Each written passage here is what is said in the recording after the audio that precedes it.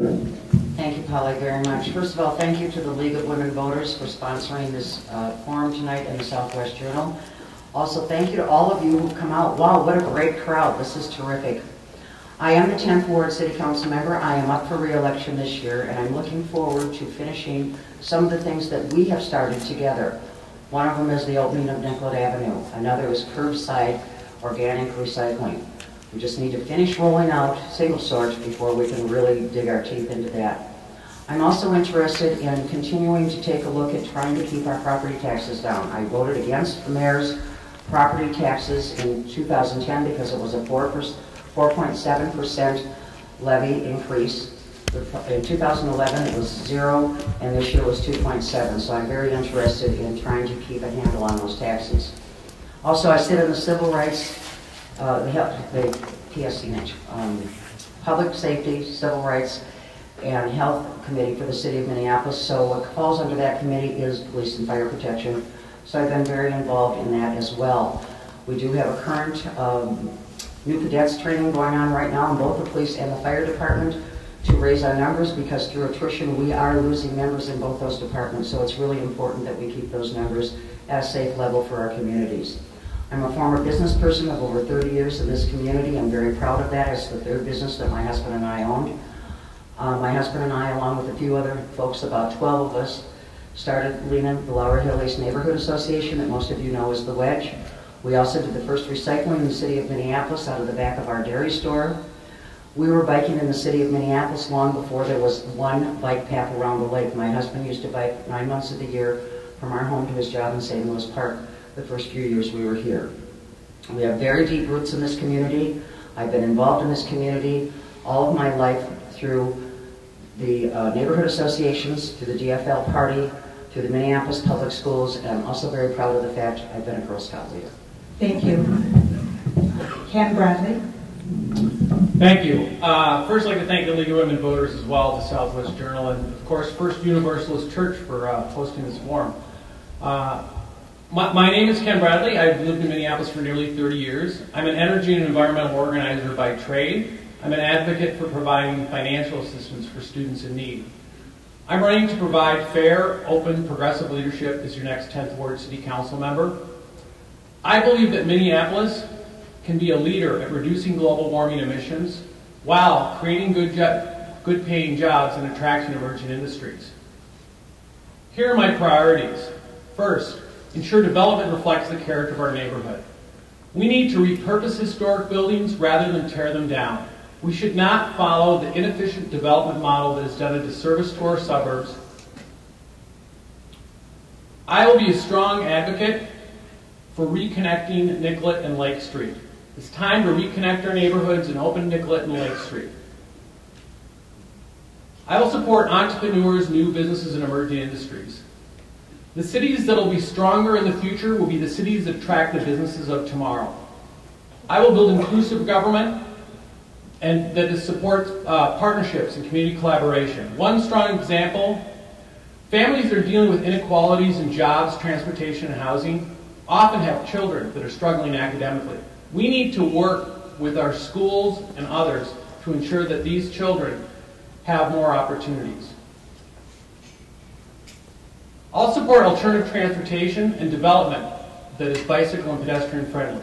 I'll support enhanced bus service on Hennepin, modern streetcar on Nicollet, and enhanced transit services on Lake Street and the Midtown Greenway. And finally, I will work to reduce polluting energy by supporting energy efficiency and local renewables. Minneapolis should not sign another 20-year franchise agreement with our public utilities without a guarantee that they will meet the city's global warming emissions goal. Thank you, Ken. Lisa Peterson-Bender.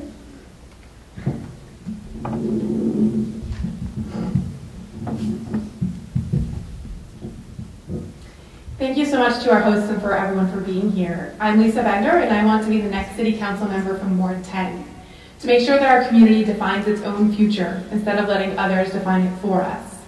We live in a special place, a place that Ryan and I chose to raise our family because we love living in a diverse urban community where we can walk to the grocery store, bicycle with our daughter, and shop at local businesses. The neighborhoods of the new Ward 10 are growing and changing, and it's an opportunity to make things even better than they are today. I will provide the leadership we need to bring people together around a shared vision for neighborhoods that are connected and healthy, that provide education and economic opportunity for all. We need to improve our transportation system to reduce congestion and connect people to the places they want to go. I will work to improve transit access to downtown, reopen Nicollet Avenue, and build a network of safe and accessible sidewalks and bikeways for everyone. Here in Minneapolis, we have one of the healthiest populations in the country, but we have high disparities between rich and poor. That's why I will fight for the tools of good health to be available to all, get toxins out of our environment, and make sure we're supporting our farmers who are growing healthy food right here in our community. Like many parents, I want to send my daughters to a thriving neighborhood school, so I'll work with the school board to address overcrowding, close the achievement gap, and make sure we provide a great education to all of our kids. A community that is connected and healthy and educated welcomes economic opportunity.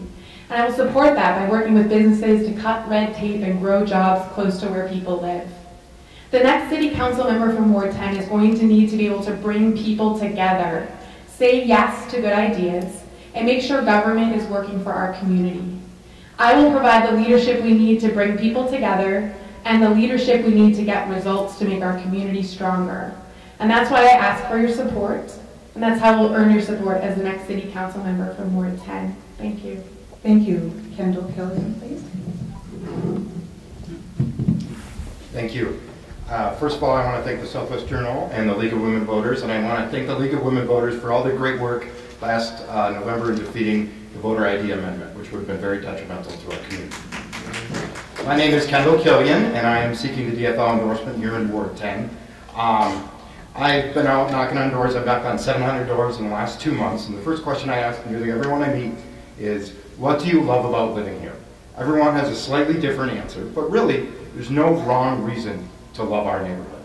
I'm running for city council because we all deserve a council member that respects all of us and all of our reasons for living here. When I first moved to the neighborhood, I lived in a cheaply furnished apartment. Today, my wife Kelly and I live in a beautiful old house on Bryan Avenue. In between there, I lived in a condo. We deserve a council member that respects all of us, no matter where we are on that spectrum.